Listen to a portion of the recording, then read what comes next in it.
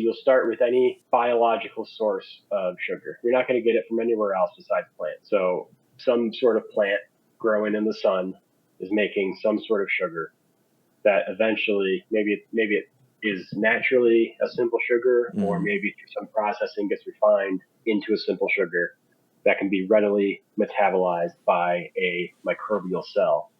And that microbial cell can be programmed either naturally or through human hand to make like literally everything that we see in the world, right? So it's just a matter of picking the right host organism, right?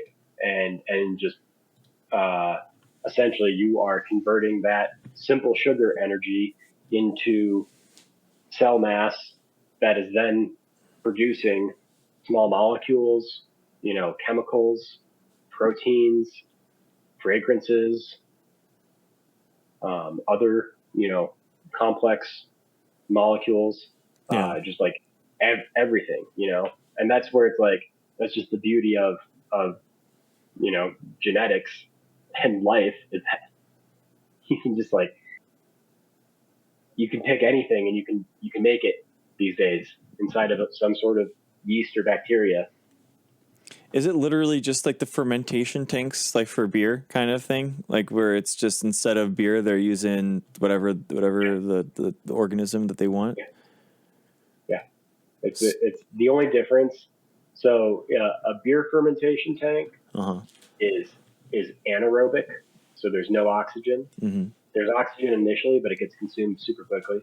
And that's actually fermentation, meaning like the fermentation metabolic pathway, which makes alcohol, and that happens in an anaerobic environment. And there's a lot of you can make a lot of things in anaerobic fermentation, but you can also do aerobic fermentation, which you can get much higher titers, because in aerobic fermentation you have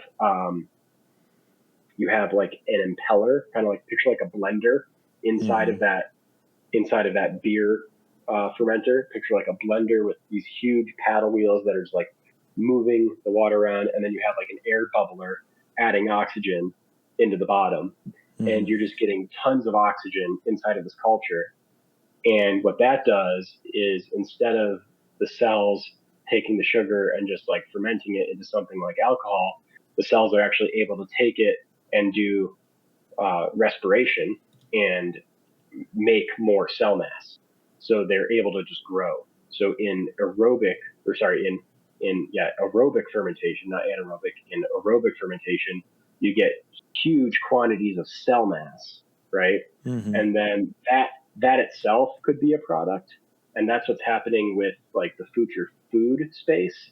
That's how they're getting, like, you want to grow cows inside of a fermentation tank, you're going to do it with aerobic fermentation, and you're going to take all that sugar and you're just going to convert it into cell mass, right? So you can do things where you convert it to like a bunch of cell mass, and then you either induce something in the cell where you like shunt energy from one pathway into another, and you start making like oils or chemicals or proteins, or you turn off the oxygen and you go from being aerobic to being anaerobic, and you start making a ton of alcohol or other products. There's so many, and that goes into genetic engineering, right? Where it's like we're going to figure out which target we want to make and why. And it was interesting when I was doing this for doing the genetic engineering for yeast. Our target originally was like an oil, and then we found all these off products basically that were so it's just we could make so much money off of the things that weren't our product, right? So we had like our main product, but then we could also sell the other parts to like dog food or anything else to kind of like help make the just to sell it, just sell that biomass like you were talking about. I mean, these are huge. I mean, these are so interesting. I mean, they look like it's. I'm looking at pictures and I'm like, I don't know if this is just beer. Like, is a no, is this beer? Beer fermentation tanks are super simple. They're not complicated at all. It's just a big vessel. It just needs to hold the liquid. Yeah. Like really, really low key, easy. Like you can't mess it up. That's why anybody can make beer. Yeah, exactly. I took like a number of fermentation classes, and one of the guys was from a company called Genomatica, and they make like fibers. They make like polyester fibers and stuff. But one of the things that is made in fermentation tanks is xanthan gum, right? And it's made from like this filamentous yeast. So picture a super high density culture of filamentous yeast making xanthan gum, this super gooey substance. Yeah. And you have to mix that culture to make it evenly mixed, and you have to get air bubbled up through it, you know.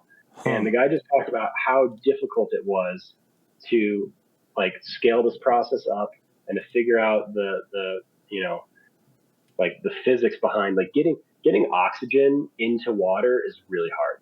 Like dissolving oxygen into water is super difficult. And when you're doing aerobic fermentation, the cells are just gobbling up the oxygen the second that it's that it's dissolved in the water.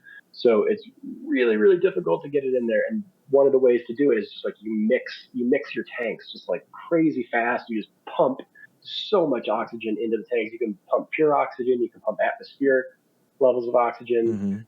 You just either have to increase the flow into it or increase the speed of your mixing it. So picture doing that with like super filamentous like gum. Picture like fucking bubble gum inside of a blender, you know, and just like trying to like keep that so it's like evenly mixed without killing your culture. Like it can get really complicated. Yeah, this is very interesting. I've got the xanthan gum fermentation process on the screen. I mean, there's so many more fermentation. There's like a UF unit, ultra filtration. So is that's taking out a lot of the stocks that's going to inhibit the dissolving of oxygen? Is that the idea? Or like what they're trying to get like the stuff that's not going to be useful for the xanthan gum production and then going back into like methanol precipitation into another decanter? I can't see that graphic too well. Probably just because the screen that I'm looking on, but so I'm not sure what they're using it for there, but it looks like that the ultrafiltration is their like first initial purification step coming off of the harvest.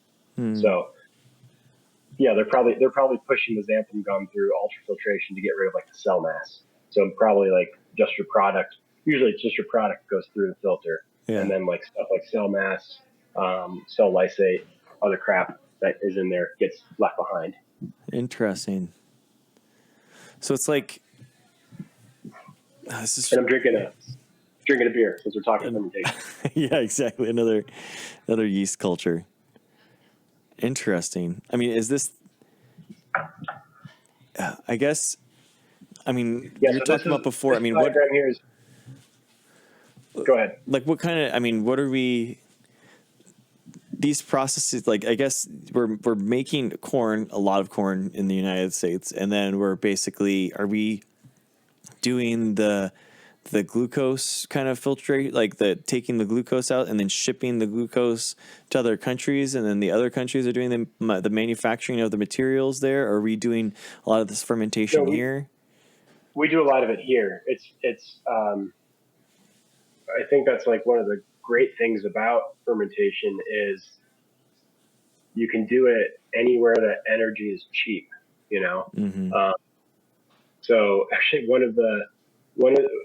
Iceland has a massive biotech industry because they have geothermal there. So they do a lot of fermentation production in Iceland because it's free energy, right? Because you spend so much energy spinning that impeller. So you can even see in their little fermentation tank, they've got a little impeller drop down in there, right? Yeah.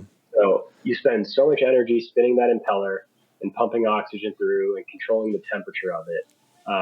That's like one of the biggest costs besides your media and your inputs. So as long as you have like cheap sugar and cheap electricity, you can do it anywhere. The labor cost isn't that high. These things can be almost automated or run by a small team once you have a good process figured out. you know. Um, it's there's a ton of fermentation in the Midwest, tons of it, because that's where all the corn is growing.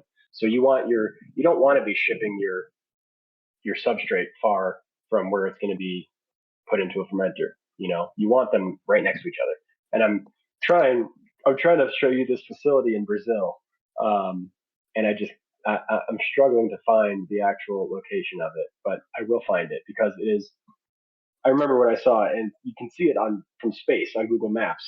It is a whole like like just massive chunk of land of sugar cane, and at the very center of it is a fermentation tank, and it's just like all the sugar cane just like goes into this fermenter, and they just use it all up right there on site. Yeah, I guess why ship it when it's going to be so much cheaper just to that's going to be a huge cost, right?